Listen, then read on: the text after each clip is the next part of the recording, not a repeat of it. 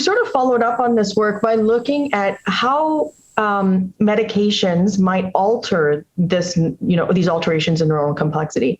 So what we've done is we first targeted the cytoskeleton directly using something known as a histone deacetylase 6 inhibitor.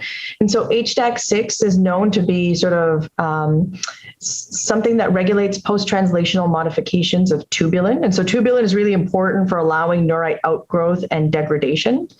And so when it's acetylated, it's more flexible and stronger. And when it's deacetylated, it's more prone to breakage.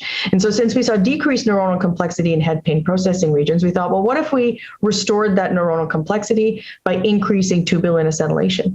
And when we used this HDAC6 inhibitor, we increased tubulin acetylation, we increased neuronal complexity, and correspondingly, we also got anti-migraine effects, both in the nitroglycerine model and in a cortical spreading depression model.